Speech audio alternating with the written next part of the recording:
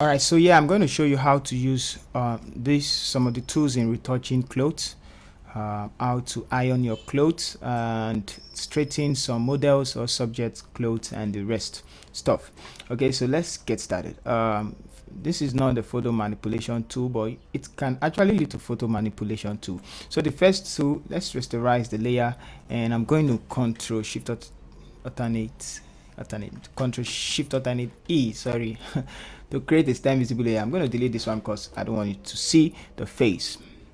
So let's get started. I'm going to grab the first tool, which is the lasso. The patch tool is still the same thing as the lasso tool, because it has the same function. When I choose this, I'm going to go back to the patch tool.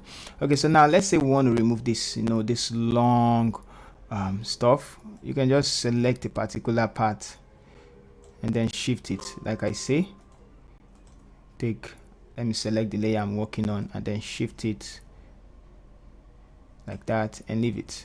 So it's going to automatically iron the clothes or remove that side you don't want. So sometimes it's useful. I can get rid of this place, shift it forward, and you can see all this place. It's not even looking pleasing to the eyes because it's rough. If you want the photo to look natural, it's up to you. Okay, so you can see how it's looking now. Okay, so I'm going to do all this quickly and this. So if you have this one, you can select and move, but make sure it's balanced, just make sure it's balanced. And that's the way to use that tool. You can quickly do the rest as well, move it around, and you're going to have that effect. So for you to avoid having that effect, I would like you to select it like this and probably move it to the left and select it like this, and let's move it to the left.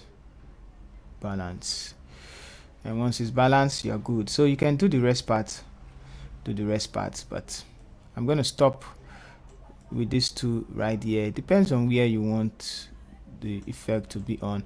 So like that, and you can see it's actually still looking rough. So this is where the clone mixer tool brush comes into play. Make it big. I've talked about the mixer tool brush, and you brush it. Okay, but now you can see that it's losing texture. So yeah, sometimes it loses texture. So don't worry about it losing texture. It can be fixed. So it's losing texture. Let's see this place as well. Losing texture. Of course. The best way to use this tool is frequency separation. I'm going to talk about it later on. Let's say it's loose texture. You can go ahead, grab your clone stamp tool, hold and Alt, and then fixing your texture back. Go back, fixing your texture back, and that. So but we're going to do more advanced method of using this this tool. So that's how to use it. So we can also button the shirt with liquify tool, and I guess we're going to talk about that when using liquify. A lot of things can be done, but I've showed you the liquify tool, and also I showed you how to use some of these tools in retouching your clothes. I can as well use this other one. Where is it now? The spot healing tool brush, this one.